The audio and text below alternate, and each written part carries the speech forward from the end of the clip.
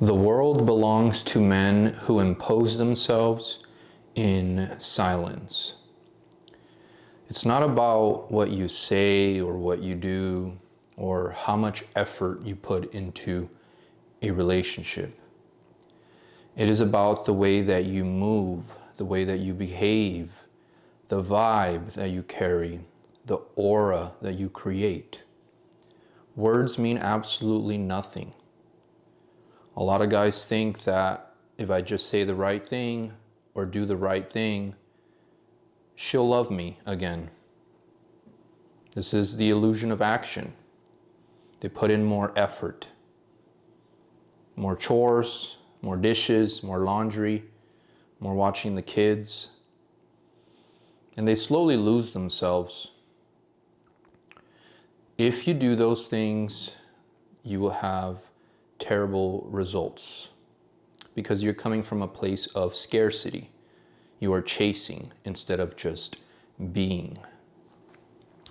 Today we are talking about a very specific topic called the emotional container. You may have never heard about this, or maybe you have. The emotional container is everything to a man who is married. Okay? Let me explain it in simple terms. Think of it as a physical container, a Tupperware, if you will. Okay? Think of it as a Tupperware.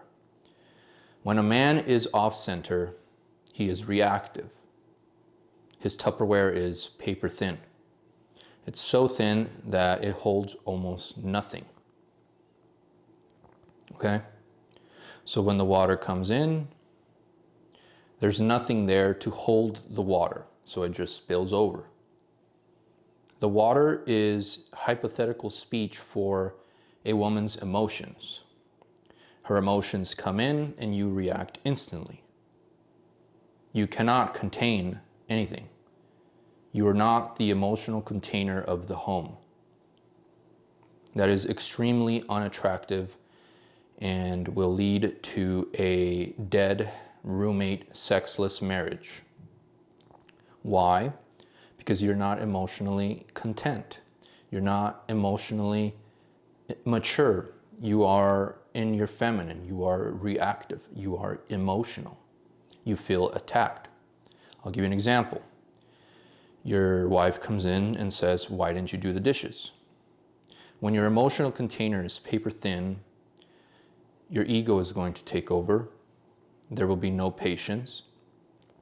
And you will feel attacked, and you will feel the need to explain yourself. So you will react quickly. "Oh, well, I didn't have time, and this and that and the other," and it's just super unattractive. You're not containing the emotion. You don't take a pause. Every little thing knocks you off center. You are emotionally reactive. Now, what happens when this container is 10 times the size? Now we're talking about a container this deep. Well, the water will flow in and it'll get stuck at the bottom and it'll slowly fill up, but it gives you time to react. Then you come in with a little hose and a little pump and you slowly start taking out the water or the emotions and redirecting them to something that is beneficial for both of you. Give you an example. Your wife comes in. "Why didn't you do the dishes?" Instead of you immediately getting reactive and explaining yourself, you don't explain. You take a pause. You make eye contact. You look her in the eyes, very calm. And you just tell her, truthfully, "Because I didn't feel like it."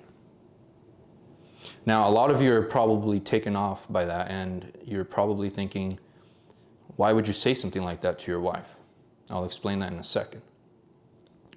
When you are able to speak the truth without fear of her reaction, that is emotional containment. You're not afraid of her reaction. Most likely, if you tell your wife, "I didn't feel like it," she might escalate things and start getting really emotional. She might say things like, "Why would you say that? You're such an asshole." That's okay. Again, your emotional container is massive now. You're able to absorb all of that. Now, why wouldn't you be nice and say something else? Because you're not going to make excuses and lie to her. Most likely, I'm a guy, I'm married. You just didn't feel like doing the dishes. Yeah, you might have gone busy watching sports, but at the end of the day, let's be honest. Nobody likes doing the dishes. So just be honest with her. Don't be afraid of the blowback. That's okay. You're going to emotionally contain the whole thing. She is going to escalate. But now you come in with your little hose and you move all of those emotions that you're storing, that you are absorbing like a sponge, and now you redirect them. Baby, sit down right here with me. Tell me how you feel. Oh, well, I feel like this.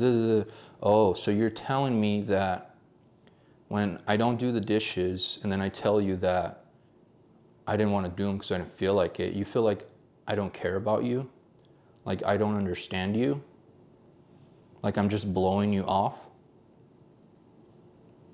These questions will open her up. Why? Because now you're showing, number one, you're not letting her rock your boat. You're not defensive, reactive, or emotional. You're calm, you're steady. You're controlling the interaction. You're letting her emotions fill up your container, and now you're redirecting them. And guess what? When you ask her these things, you feel like I don't care about you. Now you're talking something a lot deeper than the dishes. She's going to feel seen by this. Because if you look at it from the observer perspective, if you just zoom out, a woman's not coming up to you about the dishes. If she's snapping at you about something, it's because something else deeper is bothering her. And when you touch on topics such as you feel like I don't care about you, or you feel like I'm just blowing you off, she's going to realize that you know that she feels unseen. Now you are hitting really deep emotional states within her that she just can't articulate, but you can, because you're wise and you watch my videos. So you're going to shift the whole dynamic now. You're going to hold and absorb the emotions and be able to redirect them.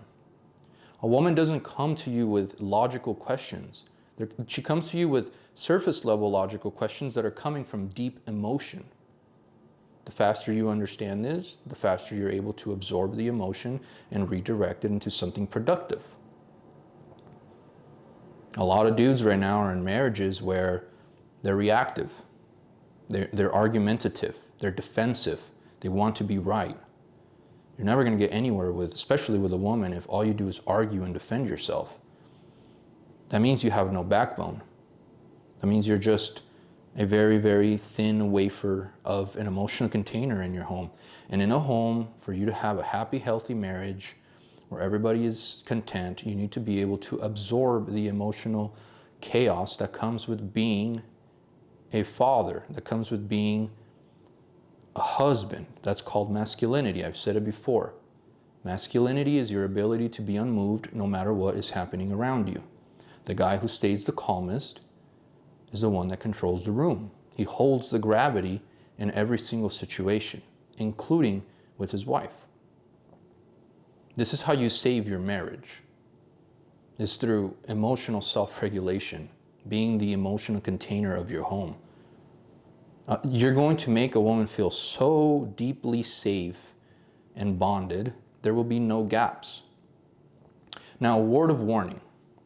If you have been in a relationship that is sexless, roommates, what's actually happened is that those containers, you guys put so many emotions, you filled them with water, and both of you have been, excuse me, both of you have been sticking these containers in the freezer, locking them away, which is the worst thing you can do. That is called resentment. Your wife and you, if you've been in a sexless, loveless roommate marriage for years, you guys have built up so much resentment. You have so many feelings frozen in your freezer. You have tons of containers. You have like 10 deep freezers in your garage with containers that are filled with so many emotions that you guys have not worked through. You're just locking everything away. If you want to fix that dynamic, you have to slowly become the emotional container of your home by practicing emotional self-regulation, building that buffer, being able to wisely absorb emotion and redirect it into something positive. You can watch all my other videos on how to think. And then as the dynamic improves and she starts to feel safe again, because now you're in your masculine center and you don't lose your shit over every little thing, now you guys can maybe go seek help with a therapist or even book a one-on-one call with me. There is a website, elcoyotecoaching.com, and you can slowly start taking these packs out of the freezer, thawing them out and working through the emotions so that the resentment starts slowly dying off. Because let me tell you something. I know you're tired of living like roommates and having your wife turn you down for sex every single time or almost every single time. You're probably wondering if she's just having sex with you every 6 months out of obligation. Probably, yeah, if we're being honest. And yeah, the truth hurts. But if you're able to self-reflect on the truth, you're able to do something about it.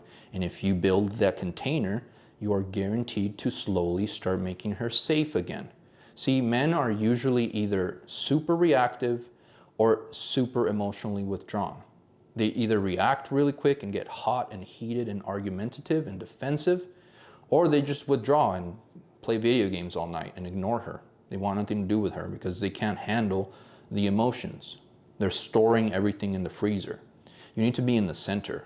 Absorb the emotions, don't lose your shit, but don't go cold. Redirect it into something productive, something loving. If you do not do these things and you've been in a loveless marriage, sexless roommate marriage for years, you have now created an emotional void. An emotional void is the most dangerous thing to a relationship, especially in a woman. Most women don't just cheat out of lust. Some will, very promiscuous ones, will sleep with random dudes at bars when they're drunk, whatever. But most women don't do that. Most women who are married always start, when they're gonna cheat, it always starts with emotional connection somewhere. Usually it's at work. How does that start? By having a man who doesn't have an emotional container at home, who doesn't see her, doesn't understand her emotions, and instead neglects her and locks everything away. You create an emotional void. What happens when an emotional void is created? Every hole needs to be filled. So what happens? Some dude at work buys her a coffee, and then they start talking. And then he tells her something that makes her feel seen, heard, and understood. Do you have any idea what happens next? She's emotionally starved at home. And this dude is calm, centered, non-reactive. He just listens, makes her feel understood, seen, and heard. I mean, you do the math. If you do not build your emotional container and you continue on with a marriage that is like roommates, a sexless, loveless marriage, your chances of her eventually stepping out are going to increase exponentially as time goes on. Why? Because there's an emotional void. There's emotional neglect at home. You are not leading your household. So fix it. Start watching more videos. Get some books. Work on yourself. Become a man who is respected, who imposes himself in silence. Now, I want to speak to the women, because I don't usually speak to women on here. Women, if your man is emotional and reactive, you probably have not been able to articulate this, but you feel a disconnect. You feel like a ghost in your own home. If your man was to change, all of a sudden, he becomes non-reactive, masculine in his center, unmoved, and he makes you feel seen and heard and understood, you probably will treat him like a king as more time goes on, right? But remember this, there's always going to be some women who are going to be stubborn, who are going to want to have leverage, who are going to want to have the power in the home, especially if they've been in this kind of marriage for many years. They're used to, as a defense mechanism, they're used to being the leader of the house at this point. They have all the manipulative control of the home. And it's going to be hard for some of these women to kind of soften and let go and let the man take charge now that he's back to being fully present. Resist that temptation to keep the emotional leverage of the home, to keep the power over the man in the home. Because I'll tell you something, as a woman, you have a very powerful tool. Your femininity, your softness, and the thing between your legs. These are extreme motivators for a man, okay? You hold immense power over your man. You can either use it for good or you can use it for bad. A woman has the power to build herself a king, but she also has the power to build herself a clown. The choice is yours. Just don't complain when your life and your house becomes a circus.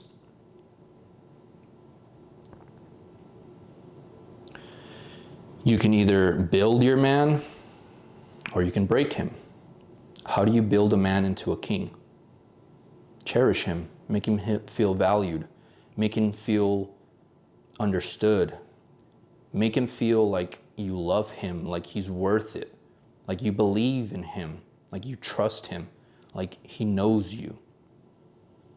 That will create immense motivation in a man. When he is cherished at home, he will move mountains for you, and his willingness to provide is going to increase tenfold. On the other hand, if you belittle him, berate him, make him feel less than, make him feel like you don't care, he's not going to be motivated. You are going to essentially emasculate him. And what does that lead to? A clown. He's just going to sink himself into sorrow, right? He's going to start drinking, pick up bad habits. You're going to have a dude playing video games till 3 a.m. every day. He's going to want nothing to do with you. And that dynamic there will make you feel unseen, and it'll make him feel unvalued. And your life, your house, will become a circus. You will be the talk of the town because you are married to the clown.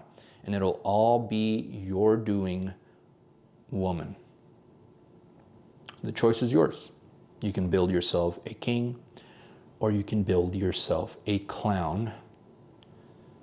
Just don't complain when your house is a circus and everybody is laughing at you.